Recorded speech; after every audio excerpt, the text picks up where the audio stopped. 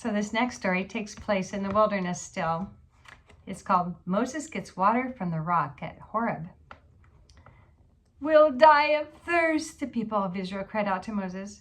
"Find some water for us or we'll never get out of this awful wilderness. We'll die here." This wasn't the first time the people of Israel complained to Moses. Whenever things went well, the people seemed happy that they had left Egypt. But whenever things did not go well, the people of Israel began to blame Moses for bringing them into the wilderness. Moses knew that the people were thirsty. He knew that they needed water to drink. But Moses did not like for them to complain about such things. Why couldn't they pray? Or why couldn't they ask in a nice way for Moses to help them? Whenever they got in trouble, they began to say bad things about Moses. And of course, Moses knew these bad things were meant for God too. For God was the one who led them out of Egypt. He was very sorry that the people said bad things about God. "Why do you blame me?" he asked them. Why do you blame the Lord?"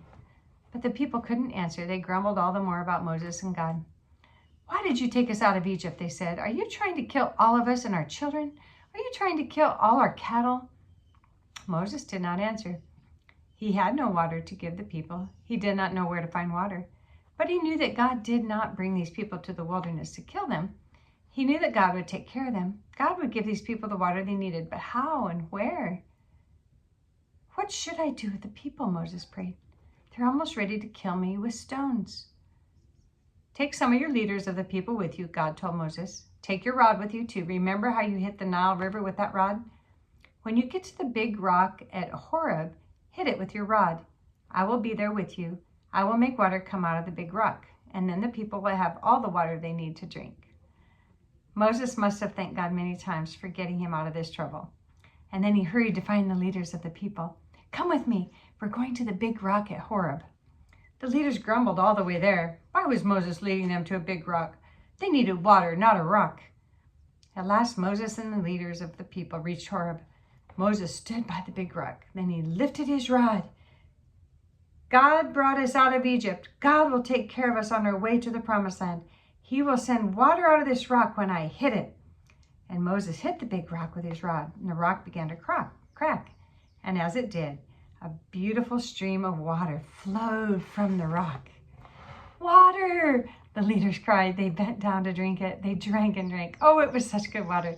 "Hurry, we must go back to camp and bring all the people here."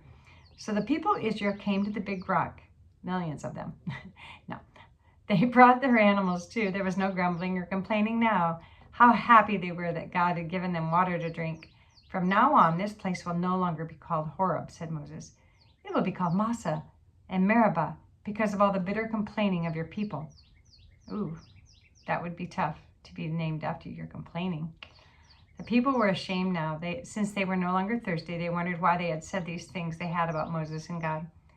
"We will not complain anymore. We know now God has taken care of us." I think I've heard that before. Moses knew that the people would complain again when there was trouble, and then he would have to ask God for help. But Moses was so happy that he did not have to lead the people of Israel alone. He knew that someone was always with him.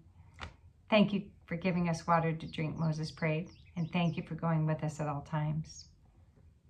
All right, don't forget to look at the questions below and talk about them with your mom and dad.